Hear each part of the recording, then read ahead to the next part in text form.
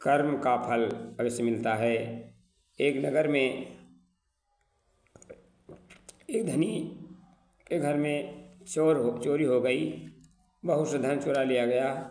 यह बात जब राजा के कानों में पड़ी तब वह रात में घूमने वाले समस्त गुप्तचरों को बुलाया और कुपित होकर कहा, तुम्हें सबको अगर जीवित रहने की इच्छा है तो आज चोर को पकड़कर मेरे हवाले कर दो। राजा की आज्ञा पाकर सभी गुप्तचर सैनिक व्याकुल होकर चोर को पकड़ने के लिए चल दिए। उस नगर के पास एक घना जंगल था।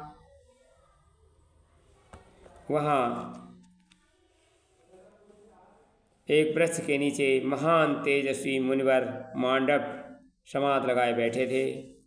वे योगियों में प्रधान महर्षि अग्नि के समान दीप्यमान थे।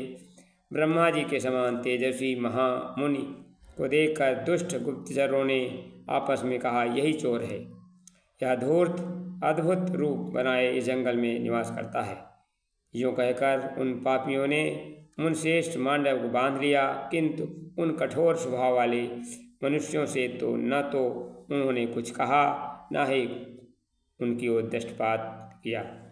जब गुप्तचर उन्हें बांधकर राजा के पास ले गए, राजा ने कहा, आज मुझे चोर मिल गया है, तुम लोग उसे नगर के निकटवर्ती प्रवेश द्वार के मार्ग पर ले जाओ और चोर के लिए जो नियत दंड है वह इसे दो। उन्होंने मांडव मुनि को ले जाकर वहाँ मार्ग में गड़े हुए शूल पर रख दिया।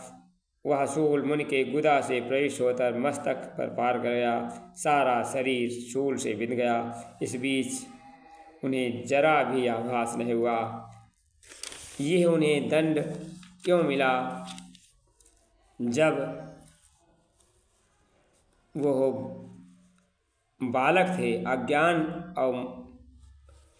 अज्ञानी थे, अज्ञान या मोहवश एक झींगुर की गुदा देश में तिनका डालकर छोड़ दिया था। यद्यपि उन्हें उस समय इस धर्म का ज्ञान नहीं था, तथापि उस दोष का कारण एक दिन और रात ऐसा कष्ट भोगना पड़ा। किंतु मांडव मुनि ने समाधिस्थ होने के कारण शूलाघात जनित वेदना को पूर्ण तरह अनुभव नहीं किया। और जब उस पतिव्रता के पति ने स्पर्श कर लिया तब वो उनको आभास हुआ। कहते हैं कर्म का फल अवश्य मिलता है।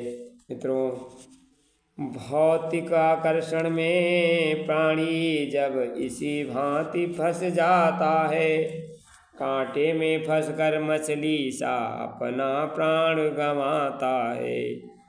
यदि झूठ बोलते मानो की जिह्वा मुख में गल जाती, चोरी करते कट जाते हाथ तो बात समझ में आ जाती।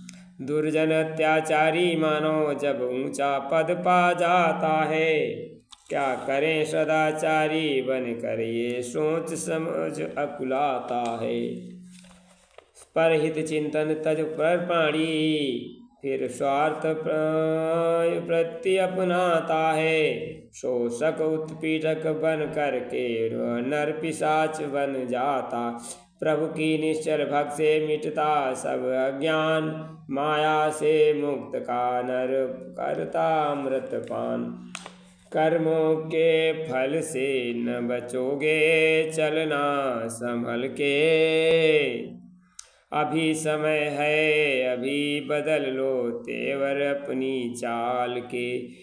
एक काम बस तन चमकाना, तरह तरह के वेश बनाना, जैसा तो तू पड़ा सयाना पर स्वयं को न पहचाना।